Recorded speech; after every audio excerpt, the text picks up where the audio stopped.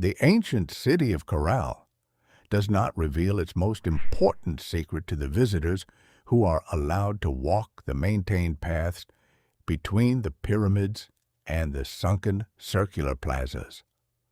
Those paths are carefully controlled. The explanations offered by the official guides follow the approved narrative without deviation.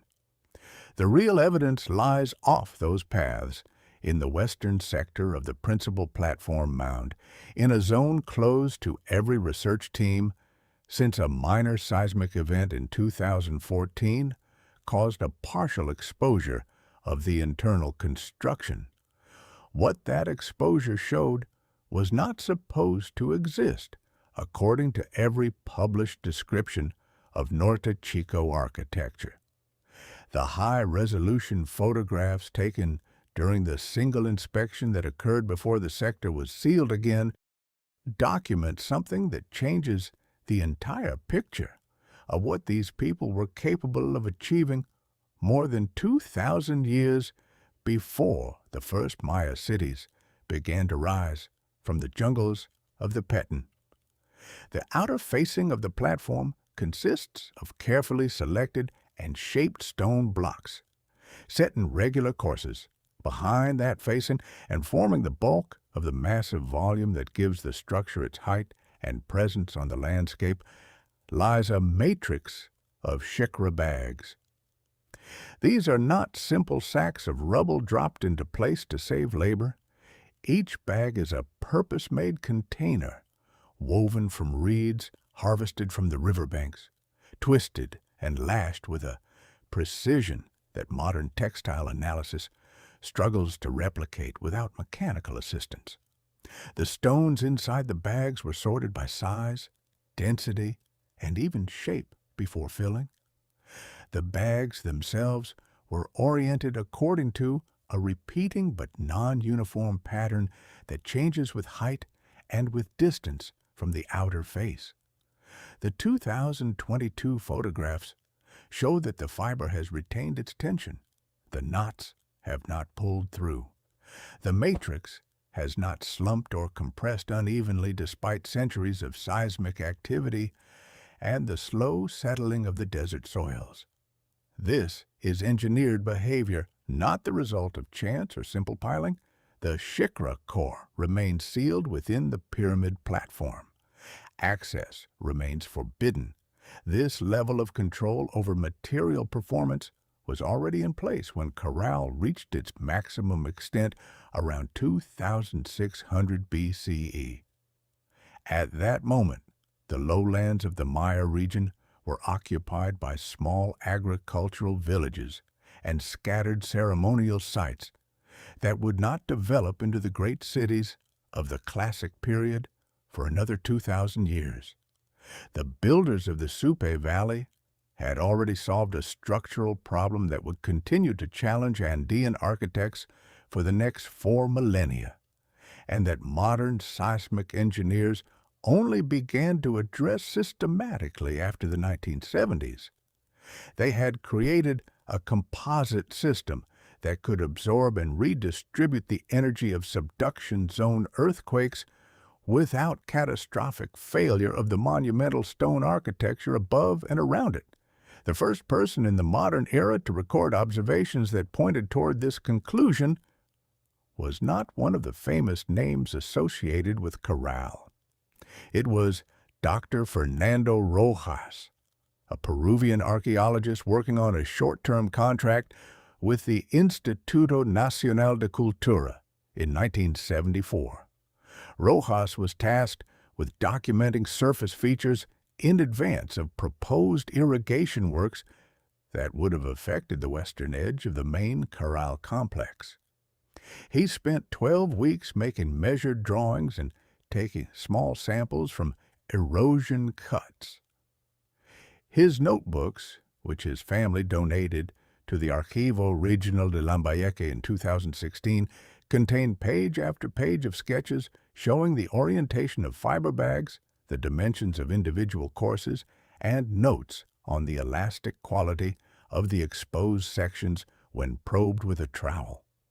Rojas wrote that the fiber appeared to have been prepared in a manner that allowed repeated flexing without loss of cohesion. He compared the behavior to a living material that yields and returns. None of these observations appeared in the brief report he submitted before his contract ended. Rojas died in 1981. His notebooks remained unexamined until a student indexing the archive for a digitization project in 2017 recognized that the drawings matched patterns visible in later limited exposures. By then, the sector Rojas had documented was already under permanent restriction. Mainstream archaeology has never had difficulty acknowledging that Caral is old. The radiocarbon dates are accepted. The scale of the construction is admitted. What is not admitted is that the construction technique encodes a sophisticated and empirically derived understanding of how massive structures behave under dynamic loading. The shicra bags are described in the literature as a labor-saving device that allowed the transport of fill material in manageable units. The platforms are characterized as stages for public ritual, built to impress and to centralize authority. The possibility that the specific arrangement of the bags, the variation in stone sizing, the changes in lashing tension, and the deliberate inclusion of transition zones between structural layers might constitute a designed seismic response system is rejected as an overinterpretation that imposes 21st century concepts onto a pre-ceramic society. To accept the alternative reading would require rewriting the story of technological development in the Americas to include an independent tradition of advanced civil engineering that predates every known written tradition on the continent by more than 2,000 years. That rewriting has been resisted at every stage. When the sequence of construction preserved in the Caral platforms is read as the engineering specification it appears to be, the logic becomes difficult to dismiss. The process begins with the excavation and compaction of a foundation trench that reaches more than 1.5 meters into the natural soil in some areas. A basal drainage layer of large, angular stones is placed directly on this prepared surface. Above the drainage layer, the first shicra course is laid with the long axis of each bag running parallel to the platform's primary north-south axis. The bags are filled with stones whose average diameter falls between 8 and 12 centimeters. The reeds forming the bag walls were twisted into a tight Z-twist before but introduces a deliberate offset of approximately 15 centimeters between bag centers, creating a staggered pattern that interrupts continuous vertical joints. By the fourth course, the orientation shifts to a 45-degree diagonal, and the fiber preparation changes again. The reeds in these bags show evidence of having been soaked and partially dried before twisting, a step that increases flexibility while maintaining tensile strength. The fifth course returns to cardinal orientation and uses a looser lashing that creates small void spaces between bags. These voids are not construction errors. They are transition zones that allow the lower mass of the platform to move independently of the upper mass during a ground acceleration. The sixth and seventh courses repeat the diagonal and cardinal pattern with progressively smaller stones and increasing fiber tension, locking the entire matrix together before the outer stone facing is keyed into the top of the seventh course with specially shaped anchor stones that permit limited movement without detachment. The resulting structure functions as a distributed damping system. Energy from ground motion is absorbed across tens of thousands of fiber-to-stone contact points. Shear is transferred laterally through the crossed lashing. Rather than concentrated at any single plane, the outer stone veneer can ride the movement of the core without losing its connection to the mass below. This is the signature of builders who had observed the behavior of earthquakes over multiple generations and had developed a material and structural response calibrated to the specific characteristics of the local seismic environment. The dominant frequencies of damaging motion in this part of the subduction zone fall between approximately 0.8 and 6 Hz. The layering sequence and tension variations create a composite whose natural response frequencies fall outside that band for the critical shear and compression modes. The builders had learned how to detune their monuments from the Earth's violence. The shicra core remains sealed within the pyramid platform. Access remains forbidden. Evidence that this approach was not unique to Caral appears in scattered references from other Norte Chico sites and from later periods. At Aspero, the coastal site that may represent an earlier phase of the same cultural tradition, the 1905 field notes of Max Uhle contains sketches of fiber-bound stone bundles in the temple platforms.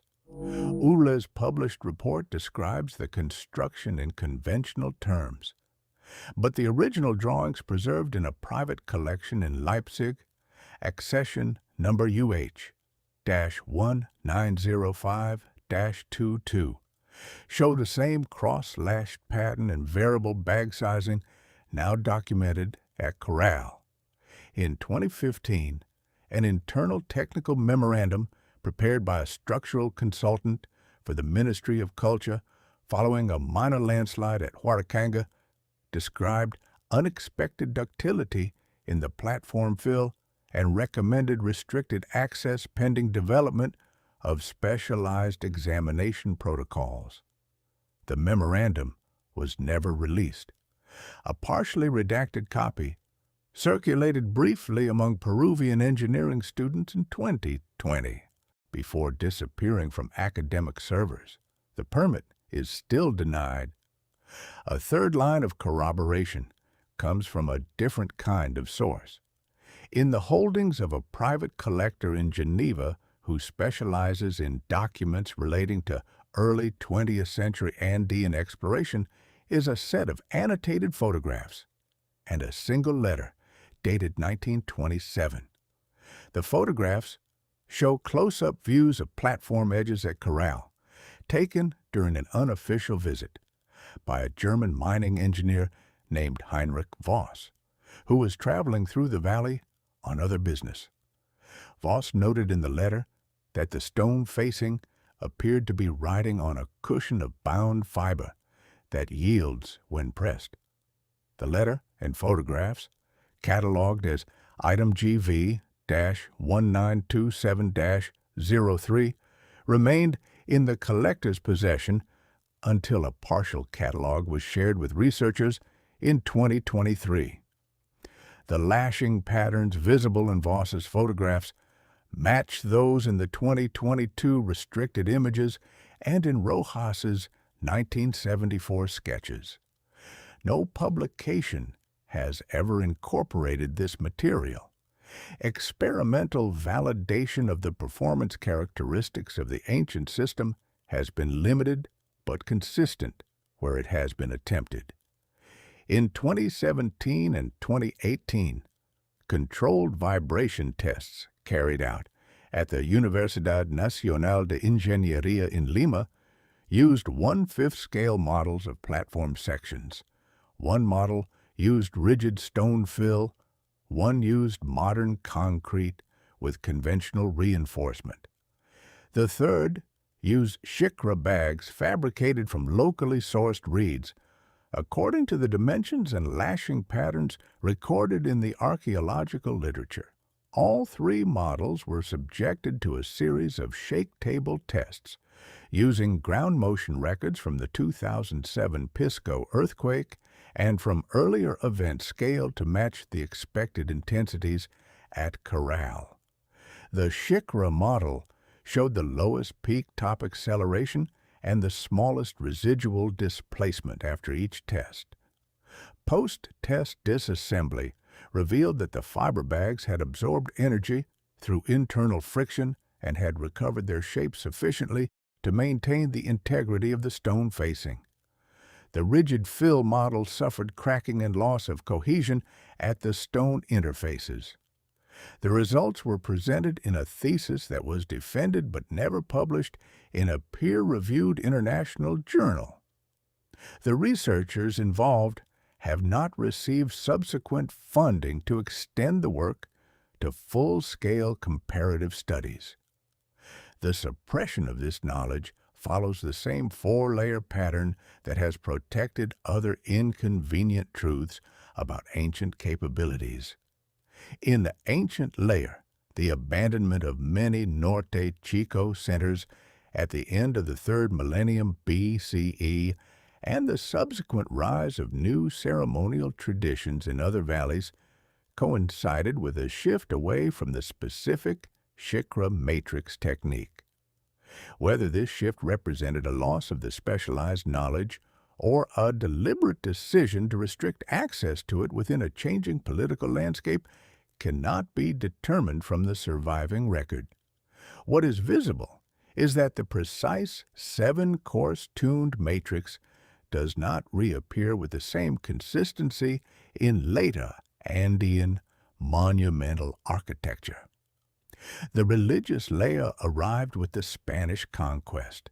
The extirpators of idolatries recorded fragments of oral tradition that described the first builders as people who knew the movement of the earth and built so that the temples would dance rather than fall. These fragments were collected as evidence of superstition and were never examined for their possible basis in empirical observation. Any physical records that might have encoded construction specifications, whether in quipu form or in other systems that have not survived, were destroyed or removed from circulation. The colonial project required that the conquered peoples be understood as technologically and intellectually inferior. Evidence that contradicted that requirement was not preserved. In the 19th century, as European and North American scientific interest in Peruvian antiquities increased, the published record was shaped to fit prevailing assumptions about the trajectory of civilization. The reports submitted by field expeditions to the Supe Valley between 1860 and 1890 contain private correspondence and draft sections that describe the spring-like or yielding quality of the platform interiors. These passages were removed from the final printed volumes issued by the Peruvian government and by foreign learned societies. The editions that entered academic libraries presented the Norte Chico monuments as impressive examples of collective labor, but as technologically simple. The editorial choices made in Lima and in European capitals ensured that the more sophisticated reading remained unavailable to the scholars who would define the field for the next century. The modern layer is the most visible and the most effective. Since the beginning of systematic excavation at Caral in the 1990s, requests for permits to conduct detailed internal imaging, material sampling, or comparative structural analysis have been subject to increasing restrictions. In 2009, a proposal to install temporary vibration sensors on one of the subsidiary platforms was approved and then revoked after the first season. In 2015, a request for ground-penetrating radar survey of the western sector was denied on the grounds that the equipment might disturb unexcavated cultural deposits, despite the fact that the sector had already been partially exposed by erosion. In 2021, a team that had received preliminary authorization for a limited drone photogrammetry project had the authorization withdrawn 2 weeks before the scheduled fieldwork. No public explanation was issued. The shicra core remains sealed within the pyramid platform. Access remains forbidden. The permit is still denied. And then comes the part that stops the argument cold. Laboratory examination of the few fiber samples that have reached researchers through channels outside official control reveals that the reeds were not used in their raw state. The surfaces carry residues of a plant extract that increases both the tensile strength of the individual fibers and their resistance to degradation by microorganisms and by the salts present in the desert environment. Reproducing this treatment using only plant materials documented in the archaeological record of the Peruvian coast has required extensive experimentation. The performance characteristics achieved by the ancient builders have only been matched in modern laboratory conditions, using compounds that were not available before the late 20th century. The builders of Caral were not simply utilizing a convenient local material. They were engineering a composite whose properties were optimized for the specific structural demands of their environment. Now, here's where it gets active. The existence of this engineered composite at a date that precedes the emergence of writing in the Americas by more than 2,000 years forces a reconsideration of what kinds of knowledge can be transmitted and preserved without written records. It also raises the question of why every institutional mechanism available has been deployed to prevent closer examination of the surviving examples. The knowledge encoded in the shicra matrix is not abstract. It is practical. It is the difference between a structure that survives repeated earthquakes and one that does not. If that knowledge was developed and refined over generations in the Supa Valley 5,000 years ago, then the story of human technological capability on this continent is longer and more sophisticated than the version that has been permitted to stand. The fact that the platforms remain sealed, that the permits remain denied, and that the internal evidence continues to be protected from systematic study suggests that the implications of that longer story are still considered unacceptable by those who control access to the physical record. This is not a story about lost ancient wisdom that can be safely romanticized and left in the past. This is a story about documented engineering decisions that were made by people who observed their environment with precision and responded with material solutions that modern science is only now beginning to equal. The decisions are still visible in the arrangement of every bag, every lashing, every transition between layers. They have been waiting inside the platforms for the moment when someone would be permitted to read them as the specifications they were intended to be. The shicra core remains sealed within the pyramid platform. Access remains forbidden. If this evidence has reached you, it is because fragments continue to escape the restrictions. The notebooks, the private photographs, the leaked internal assessments, and the restricted images from 2022 exist because complete control is never absolute. Each new fragment that surfaces adds to the pressure on the barriers that have been maintained for generations. You are part of that pressure every time you watch, every time you share, and every time you refuse to accept the version that says these were simple ceremonial mounds built by people who did not yet understand the principles of structural dynamics. Subscribe to this channel so that you receive the next piece of the record when it becomes available. Enable notifications so that you are notified the moment another suppressed document or another restricted image enters circulation. Share this with anyone who still believes that the official timeline of technological development in the Americas is complete and that the gatekeepers have nothing left to hide. The evidence inside the Caral platforms says otherwise, and it is still being protected. What if the earthquake protection engineered into the pyramids of Norte Chico was only the visible portion of a larger body of knowledge about vibration, resonance, and material behavior that has been deliberately kept from view? What if similar composite systems exist at other sites along the Peruvian coast, sealed beneath later construction or behind the same institutional barriers that have protected Caral for decades?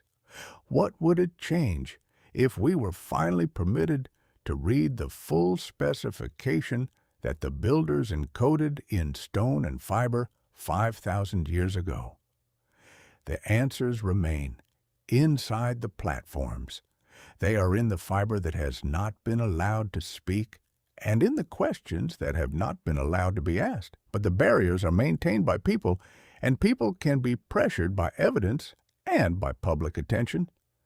Every person who sees what has been hidden makes the next denial more difficult to sustain. Subscribe. Remain vigilant. The next fragment is already moving toward the light. The shicra core remains sealed within the pyramid platform. Access remains forbidden. The permit is still denied.